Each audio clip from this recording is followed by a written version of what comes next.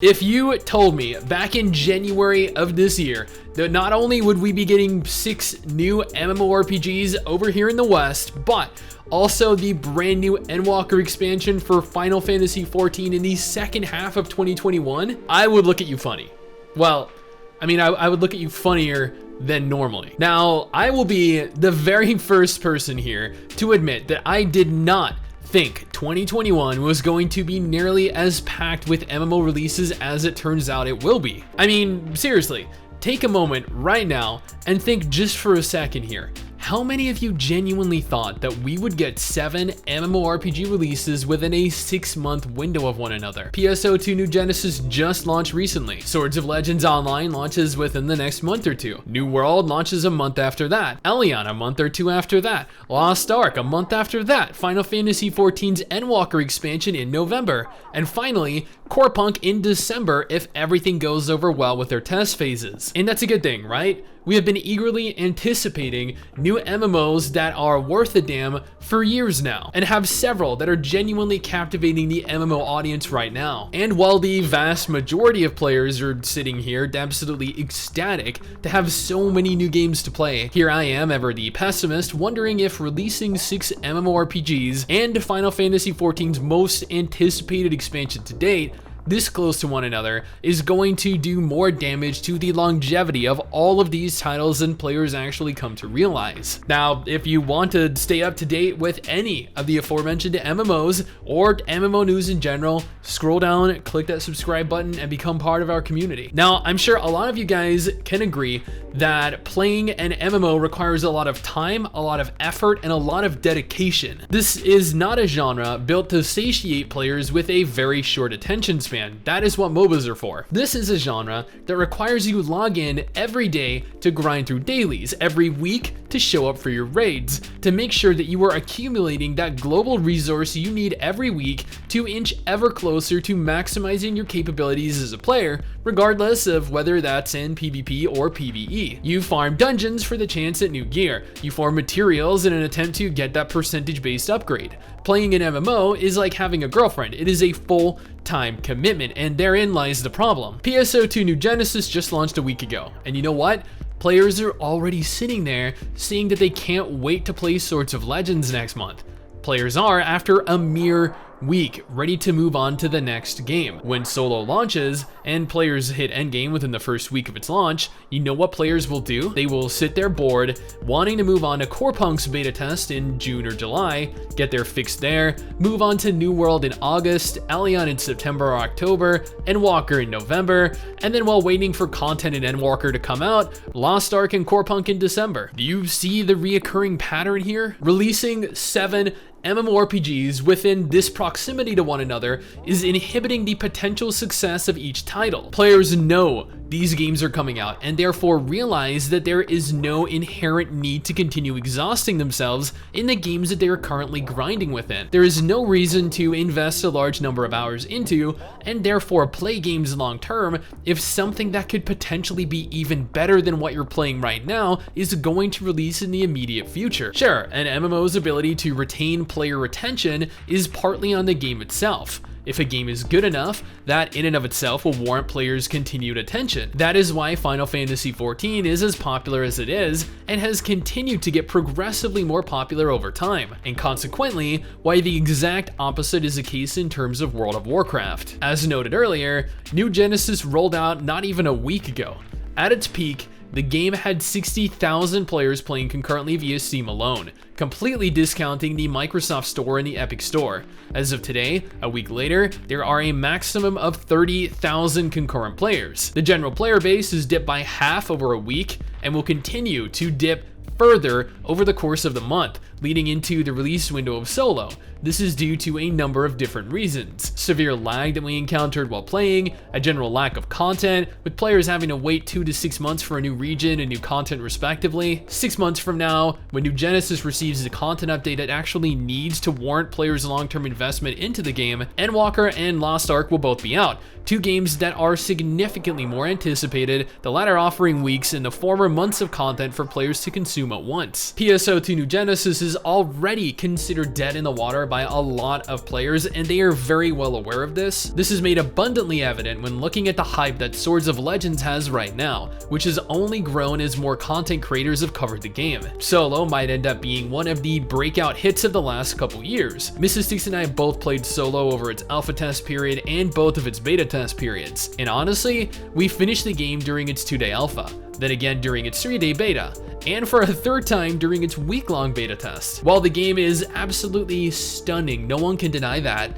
the journey to max level took us maybe a day or two, and all that was left was a couple of dungeons. Sure, they added in a PvP mode for the final beta test, and have plans of introducing a few raids after the game launches, but with its limited content, players are once again going to be left without anything to do. There's nothing that Swords of Legends Online can introduce in the next month that will prompt players to log in every day and play. A pretty game can only maintain interest for so long, and while Solo will be buy to play as opposed to free to play like New Genesis, and will therefore appeal to a very different demographic of player, it will still consume a substantial number of players, leaving New Genesis an empty husk of what it once was. And that is my point here. The fact that each of these games launching so close to one another are going to, in essence, cannibalize each other, where 1, 2, maybe even 3 of these games could have succeeded had there been enough time between each release. That just will not happen at this rate. It is not possible to juggle multiple MMOs for casual players, let alone dedicated players that want to push competitive content. And as they cannibalize one another, it will negatively influence the chances that the companies associated with them will be willing to invest into future MMOs, as the return on investment will likely be substantially lower than they would have otherwise wanted. I get it, with so many people stuck at home over the last 18 months, MMO companies thought that this was an ideal opportunity to localize an MMO and benefit from the large influx of players, but too many companies shared that same sentiment, and it led to this cluster of titles all releasing concurrently, where once we had nothing to play, we're now going to have so many different games to play that we will either miss several of these in their entirety, or we will play so little of them that we may as well have. And these games don't deserve this kind of treatment from us as gamers. Multiple of these games have the potential to be a lot of fun at the very least, and many players are going to miss the opportunity to actually get to experience them. We're in a very unusual place right now. There have been more players interested in the MMORPG genre in the last year than there have been in the years before. And while I do think that it's great that we're getting so many new MMOs over the second half of 2021, I'm of the very strong opinion that this is actually a step in the wrong direction. There is absolutely no way all of these games can succeed, especially not in the long term. Every time an MMO releases, it takes a large percentage of players from other titles in the genre. When Shadowbringers for Final Fantasy XIV launched, WoW's population tanked.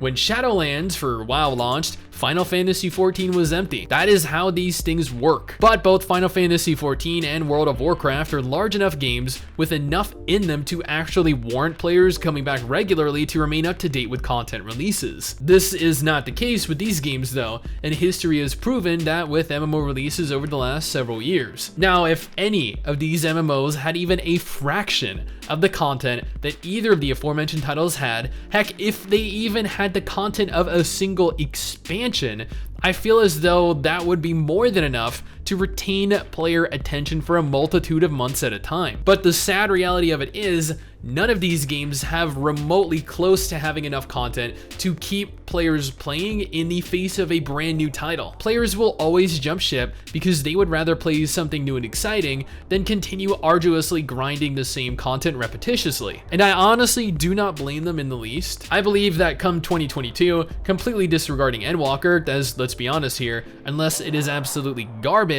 there is no way that this expansion will do poorly.